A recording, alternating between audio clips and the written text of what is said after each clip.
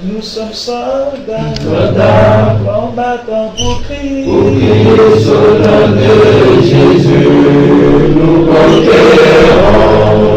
Nous sommes vaillants, Vaillants, c'est de la parole au nom de Jésus, nous conquérons. Nous sommes vaillants, Vaillants, cités à dessein au nom de Jésus, nous conquérons. Nous sommes vaillants, Vaillants, cités à dessein au nom de Jésus, nous conquérons. Quels qu'ils soient les effets, Nous conquérons au nom de Jésus, nous conquérons. quels qu'ils soient les menaces, Nous conquérons au nom de Jésus, nous conquérons. quels qu'ils soient les mensonges, Nous conquérons au nom de Jésus, nous conquérons. quels qu'ils soient l'adversité,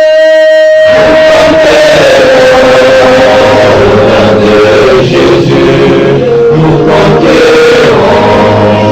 nous sommes vaillants, cités à dessein Au nom de Jésus, nous conquérons. Nous sommes vaillants, cités à dessein Au nom de Jésus, nous conquérons. Nous sommes vaillants, c'est de la parole Au nom de Jésus, nous conquérons. Nous sommes vaillants, cités à dessein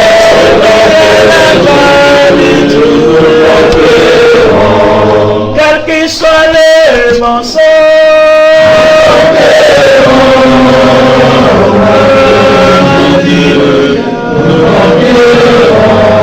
quels que soient les menaces,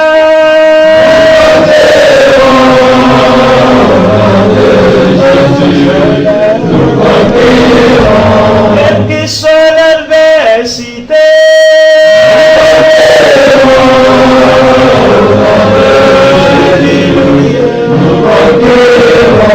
quelles que soient les persécutions,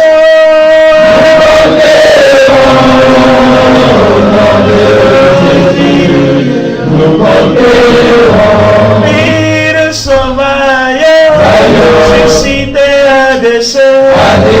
Au nom de Jésus, nous conquérons. Nous sommes vaillants, c'est de la parole. Au nom de Jésus, nous conquérons. Nous sommes vaillants, cités à dessein.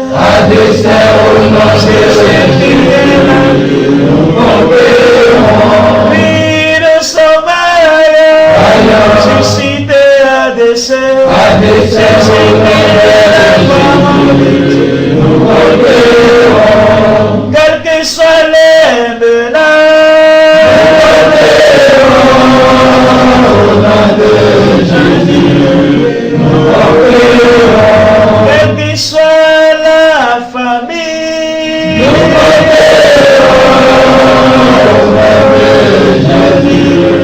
Nous conquérons. quelles que soient les atrocités,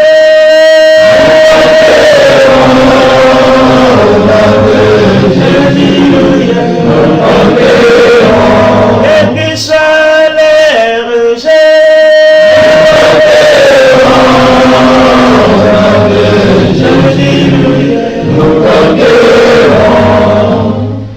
sachons que Jésus-Christ est Dieu, il est le roi, il est bon. Sachons que Jésus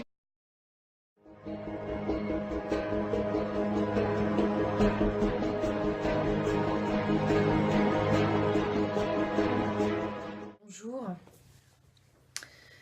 Suite aux attentats de Bruxelles et à tout ce qui se passe dans le monde, j'aimerais réagir parce que j'ai très mal dormi. comme je pense beaucoup de personnes. Parce que même si on met de la distance, inconsciemment, ça nous touche. Alors moi, ce qui me touche, c'est que j'ai l'intime conviction que ce n'est que le début. Et que au plus les peuples vont se réveiller, au plus ils vont mettre la pression indirectement. Et j'ai pas envie de faire peur aux gens. J'ai pas envie de parler de négatif, de catastrophe, de tout ce que vous voulez. J'ai juste l'intime conviction qu'ils ont des bases bien construites sous terre et que leur agenda, le nouvel ordre mondial, les élites, ceux qui tiennent les rênes, les 1%, ont comme projet de décimer la majeure partie de la population. Et que eux, ils vont aller se terrer dans des grands bunkers ou des grandes cités aménagées sous terre. Parce que sous terre, ils sont à l'abri des radiations, ils sont à l'abri de tout ce que vous voulez. Pour que l'air, pour que tout se régénère sur quelques années. Et qu'ils ont l'intention de repeupler notre planète avec les gens qu'ils auront choisis, leur lignée. Et qu'ils se prennent pour des élus.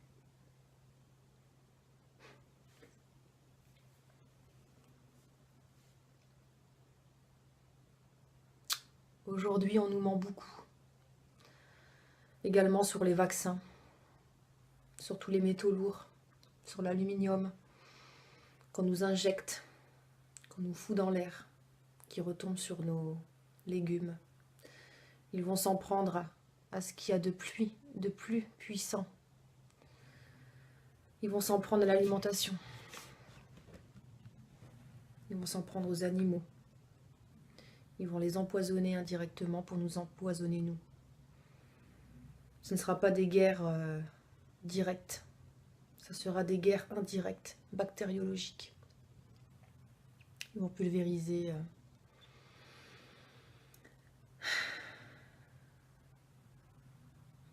voilà, j'ai pas envie de faire peur aux gens, mais ça n'annonce rien de bon. Et malgré que la masse se réveille, je pense que même si l'amour, parce que je suis quelqu'un de très pacifique, peut aider, ça ne sera pas suffisant. Nous sommes à un point de non-retour. Nous sommes à un moment clé de notre histoire où il y a deux directions qui s'imposent à nous. Soit on continue à accepter, à nous laisser manipuler, à nous laisser dominer, et ils vont réussir à faire ce qu'ils ont envie qu'on devienne, c'est-à-dire des robots. Parce que dans le transhumanisme, on y va, il faut vraiment arrêter tout ça. Des robots, des êtres sans âme, parce qu'il y a des entités dans le monde invisible qui s'en prennent à vous et qui essaient de s'infiltrer pour vivre le plus longtemps possible en se nourrissant des énergies négatives des gens et de la peur, justement.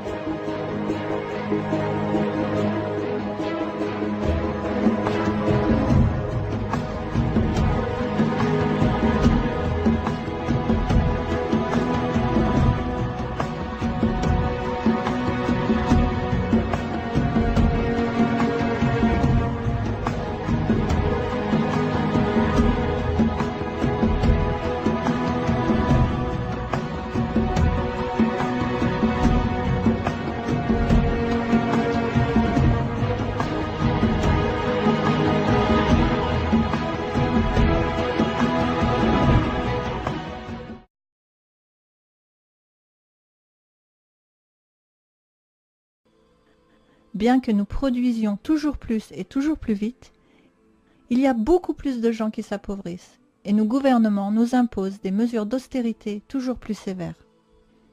Pourquoi, alors que nous pouvons produire en abondance, on nous demande d'endurer plus d'austérité? La réponse est très simple. Elle s'appelle redistribution. Nous avons un système qui est incapable de distribuer l'abondance qu'il peut créer. Nous sommes de plus en plus productifs et moins de gens sont nécessaires. Ce serait une bonne chose si les chômeurs n'étaient pas exclus de la consommation de la production. Si vous ne travaillez pas, vous vous voyez refuser l'accès à l'abondance que la technologie peut offrir. Pour aggraver les choses, la classe moyenne, ceux qui ont encore un emploi, disparaît progressivement et s'appauvrit également, car la concurrence pour les emplois restants entraîne les salaires à la baisse. La baisse du pouvoir d'achat n'est pas bonne pour les affaires non plus. Beaucoup d'entreprises qui ne peuvent plus vendre suffisamment doivent fermer. Cela augmente le chômage. Nous sommes entraînés dans une spirale vers le bas et on nous demande de subir de plus en plus d'austérité. Un petit pourcentage de gens semble pourtant s'en sortir très bien. Ceux qui possèdent la technologie et les moyens de production. Les détenteurs de capitaux font beaucoup d'argent et récoltent la plupart des bénéfices dus à l'augmentation de la productivité. Les profits des entreprises s'envolent alors que les salaires sont en baisse. La technologie est en train de créer plus de pauvres et un élargissement du fossé entre riches et pauvres. Une minorité de super riches finit par posséder la plus grande partie de la richesse. Comme pour le jeu de Monopoly. À la fin, le gagnant a ruiné tous les autres joueurs.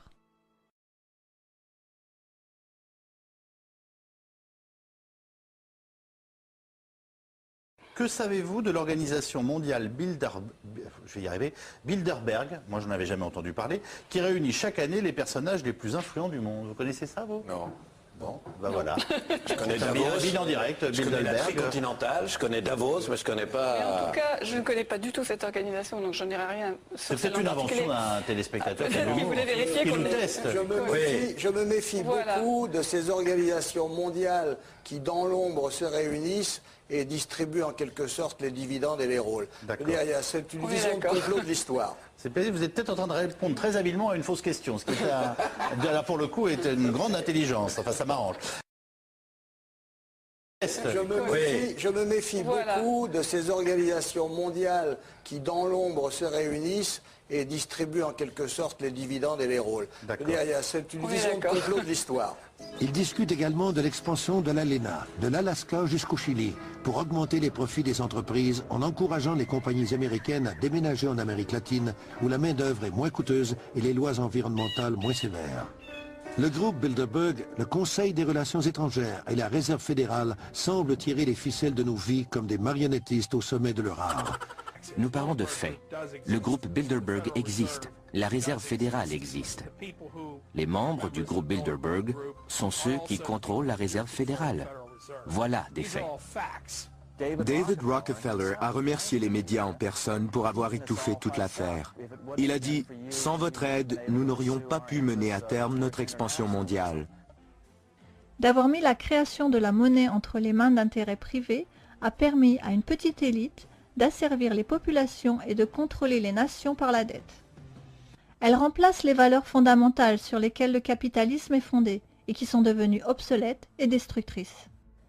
La technologie va continuer à faire que la classe moyenne diminue et s'appauvrit. Les super riches devront être super taxés pour donner de l'argent aux pauvres qui vont le dépenser et tout redonner aux riches. Le problème, bien sûr, est que les riches n'aiment pas être taxés et les pauvres n'aiment pas être pauvres. La société sera de plus en plus polarisée. Les deux classes seront en énorme conflit. Rien de moins, et l'humanité connaîtra une lutte de classe de haute intensité entre les détenteurs de capitaux de technologie et les non-détenteurs de capitaux, l'écart qui sépare les deux ne faisant que s'élargir avec le progrès technologique. Certains proposent des solutions différentes au problème de la redistribution. Une taxe sur Wall Street, un revenu de base ou universel. Ce sont tous des manières de prendre l'argent là où il est, chez les riches, et de le donner aux pauvres. Comment pouvons-nous distribuer l'abondance qui arrive? C'est la vraie question aujourd'hui. C'est la question la plus importante. Beaucoup vont souffrir et des révolutions violentes vont éclater. Plus nous attendrons et plus ce sera douloureux. Ce qui est particulièrement troublant, c'est que les membres de ces groupes puissent même choisir le président des États-Unis. Quand j'ai découvert que Bill Clinton, le gouverneur pratiquement inconnu de l'Arkansas, avait assisté à la réunion des Bilderberg en 91 en Allemagne, je pouvais prédire un futur politique intéressant à ce jeune homme.